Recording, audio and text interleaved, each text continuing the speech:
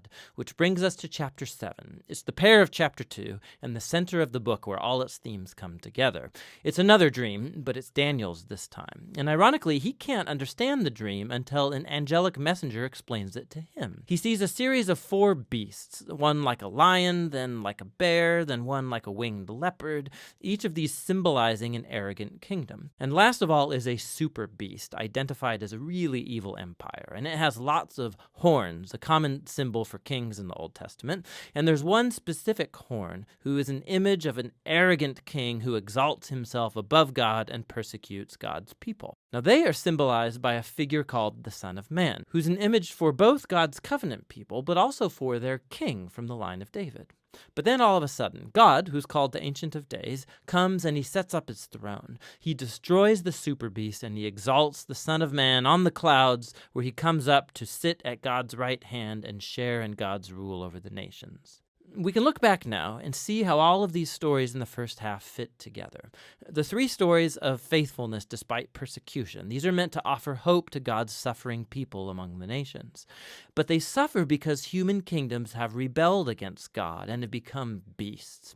And so these visions encourage patience, that God's people are to wait for him to bring his kingdom and rule over our world and vindicate his suffering people. But it raises the question about when God is going to do that, and that's what these final 3 visions set out to explore. In chapter 8, Daniel has another vision about the final 2 beasts of chapter 7, but this time they're symbolized by a ram, who we're told is the image of the empire of the Medes and Persians, and then by a goat, who's an image of ancient Greece. And out of the goat come a whole bunch of horns, one of which symbolizes the evil king from chapter 7. And we're told more about him, that he will attack Jerusalem and exalt himself above God and defile the temple with idols. However, in the end, he will be destroyed by God, who will exalt his people and his kingdom. Now, by chapter 9, Daniel is very puzzled, especially as to when all of this is going to take place. And so he consults the scroll of the prophet Jeremiah, where God said that Israel's exile would only last 70 years. So for Daniel, the 70 years is almost up. And so he asks God to fulfill his promise soon. But an angel comes and informs him that Israel's sin and rebellion has continued. And so their time of exile and oppression will continue on 7 times longer than Jeremiah envisioned. Daniel 7. In the 1st year of Belshazzar, king of Babylon, Daniel saw a dream and visions of his head as he lay in his bed. Then he wrote down the dream and told the sum of the matter. Daniel declared, I saw in my vision by night, and behold, the 4 winds of heaven were stirring up the great sea. And 4 great beasts came up out of the sea, different from one another. The first was like a lion, and had eagle's wings. Then, as I looked, its wings were plucked off, and it was lifted up from the ground, and made to stand on 2 feet like a man. And the mind of a man was given to it. And behold, another beast, a second one, like a bear. It was raised up on one side. It had 3 ribs in its mouth between its teeth, and it was told, Arise, devour much flesh. After this I looked, and behold, another, like a leopard with 4 wings of a bird on its back. And the beast had 4 heads, and dominion was given to it. After this I saw in the night visions, and behold, a 4th beast, terrifying and dreadful and exceedingly strong. It had great iron teeth. It devoured and broke in pieces and stamped what was left with its feet. It was different from all the beasts that were before it, and it had 10 horns. I considered the horns, and behold, there came up among them another horn, a little one, before which 3 of the first horns were plucked up by the roots. And behold, in this horn were eyes like the eyes of a man, and a mouth speaking great things. As I looked, thrones were placed, and the Ancient of Days took his seat. His clothing was white as snow, and the hair of his head like pure wool. His throne was fiery flames, its wheels were burning fire. A stream of fire issued and came out from before him. 1,000,000 served him, and 10,000 times 10,000 stood before him. The court sat in judgment, and the books were opened. I looked then, because of the sound of the great words that the horn was speaking. And as I looked, the beast was killed, and its body destroyed and given over to be burned with fire. As for the rest of the beasts, their dominion was taken away, but their lives were prolonged for a season and a time. I saw in the night visions, and behold, with the clouds of heaven there came one like a son of man. And he came to the Ancient of Days, and was presented before him. And to him was given dominion and glory and a kingdom, that all peoples, nations, and languages should serve him.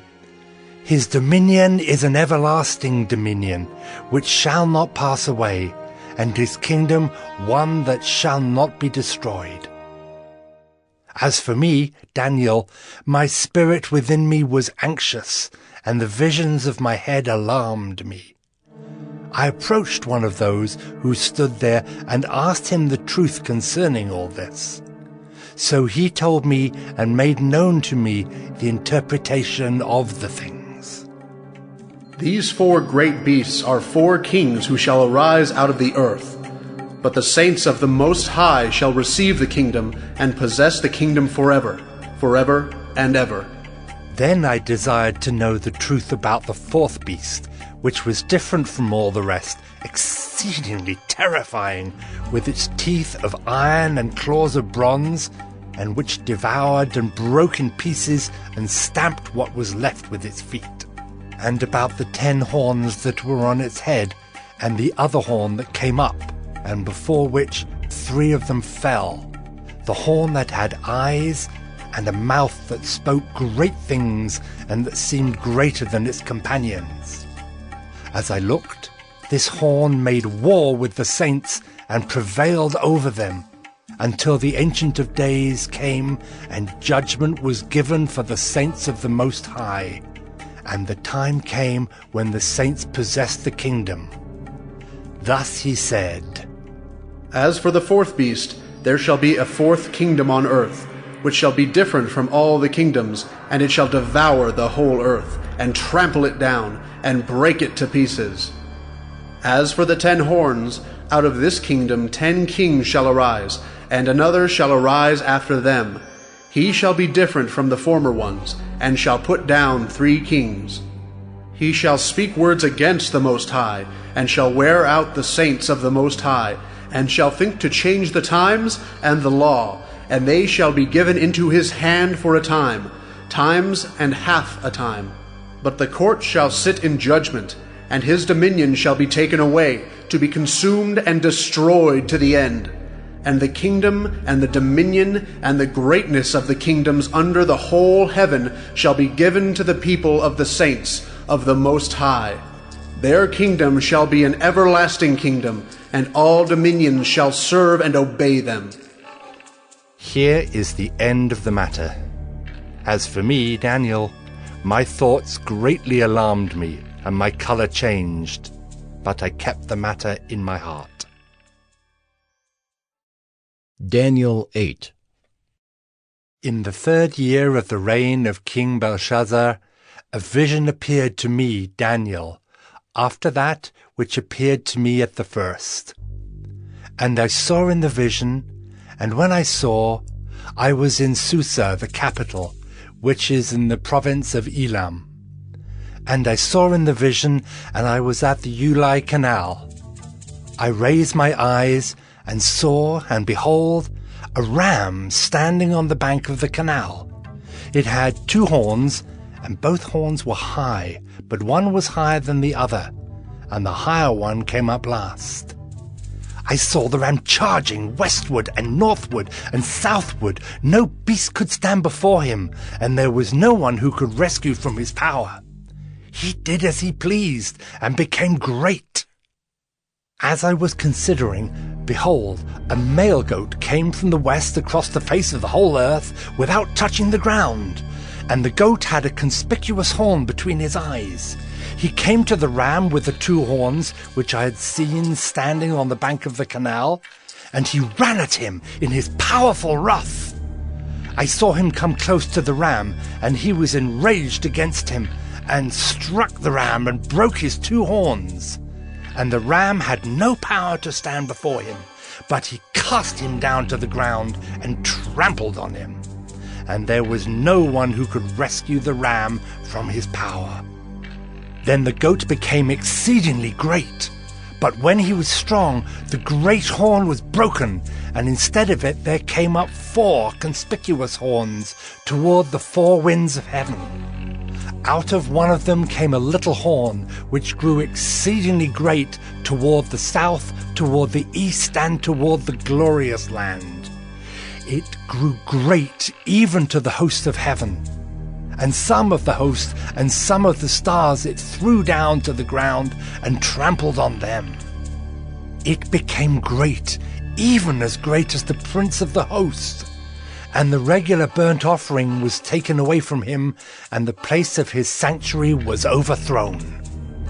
And a host will be given over to it together with the regular burnt offering because of transgression. And it will throw truth to the ground, and it will act and prosper. Then I heard a Holy One speaking, and another Holy One said to the one who spoke, For how long is the vision concerning the regular burnt offering, the transgression that makes desolate, and the giving over of the sanctuary and host to be trampled underfoot?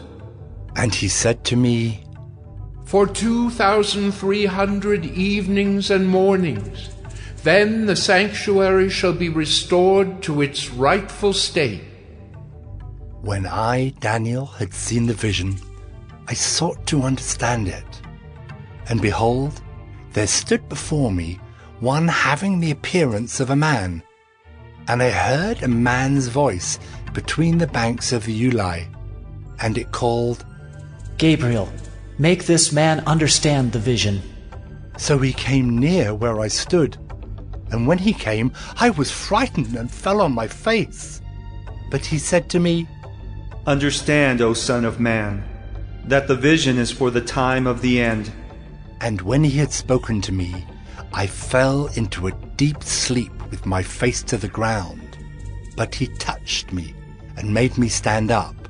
He said, Behold, I will make known to you what shall be at the latter end of the indignation, for it refers to the appointed time of the end. As for the ram that you saw with the 2 horns, these are the kings of Media and Persia, and the goat is the king of Greece, and the great horn between his eyes is the first king. As for the horn that was broken, in place of which 4 others arose, 4 kingdoms shall arise from his nation, but not with his power.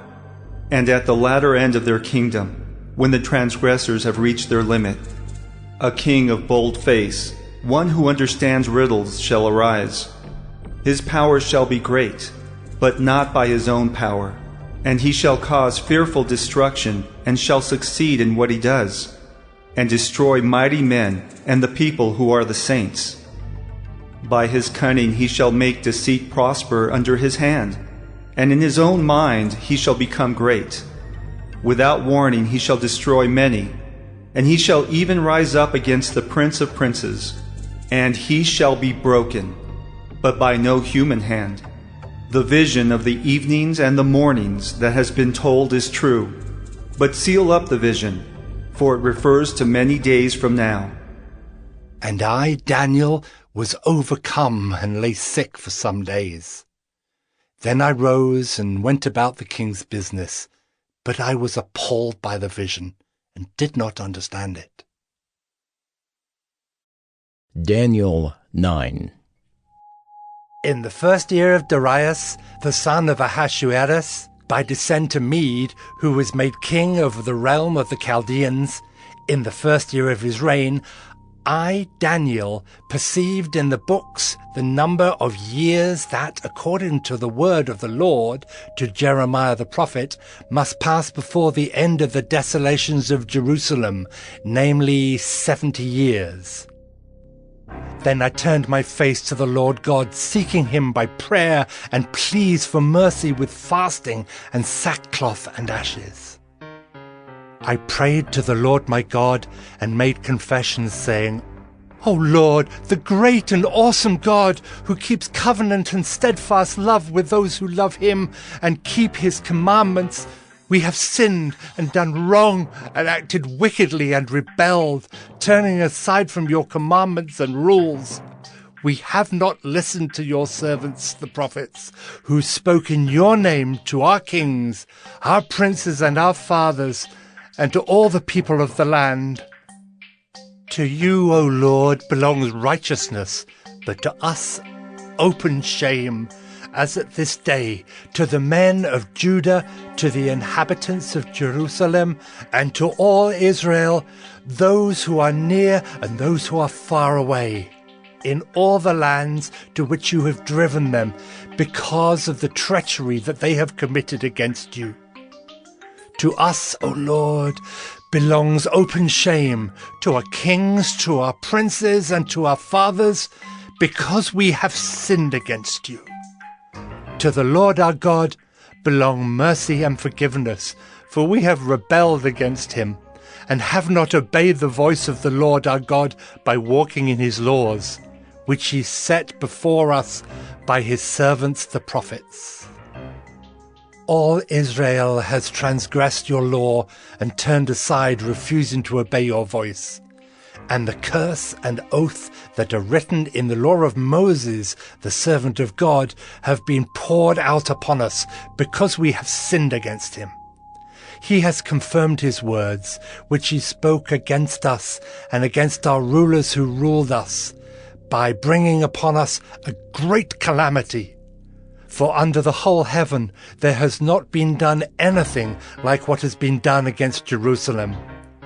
As it is written in the law of Moses, all this calamity has come upon us, yet we have not entreated the favor of the Lord our God, turning from our iniquities and gaining insight by your truth. Therefore the Lord has kept ready the calamity and has brought it upon us. For the Lord our God is righteous in all the works that he has done, and we have not obeyed his voice. And now, O Lord our God, who brought your people out of the land of Egypt with a mighty hand, and have made a name for yourself, as at this day we have sinned, we have done wickedly. O Lord, according to all your righteous acts, let your anger and your wrath turn away from your city, Jerusalem, your holy hill, because for our sins and for the iniquities of our fathers, Jerusalem and your people have become a byword among all who are around us. Now therefore, O our God, listen to the prayer of your servant and to his pleas for mercy, and for your own sake, O Lord, make your face to shine upon your sanctuary, which is desolate. O my God, incline your ear and hear. Open your eyes and see our desolations, and the city that is called by your name. For we do not present our pleas before you because of our righteousness, but because of your great mercy. O Lord, hear. O Lord, forgive. O Lord, pay attention and act. Delay not for your own sake, O my God, because your city and your people are called by your name. While I was speaking and praying, confessing my sin and the sin of my people Israel, and presenting my plea before the Lord my God for the holy hill of my God, while I was speaking in prayer, the man Gabriel, whom I had seen in the vision at the first, came to me in swift flight at the time of the evening sacrifice. He made me understand, speaking with me and saying, O Daniel, I have now come out to give you insight and understanding. At the beginning of your pleas for mercy, a word went out, and I have come to tell it to you. for you are greatly loved.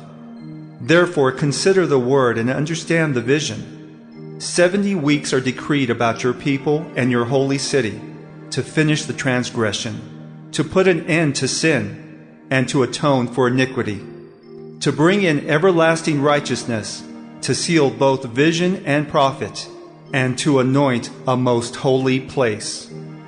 Know therefore and understand that from the going out of the word to restore and build Jerusalem to the coming of an anointed one, a prince, there shall be 7 weeks.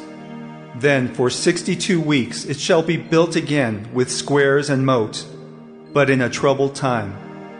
And after the 62 weeks, an anointed one shall be cut off and shall have nothing, and the people of the prince who is to come shall destroy the city and the sanctuary. Its end shall come with a flood, and to the end there shall be war. Desolations are decreed, and he shall make a strong covenant with many for 1 week, and for half of the week he shall put an end to sacrifice and offering. And on the wing of abominations shall come one who makes desolate, until the decreed end is poured out on the desolator.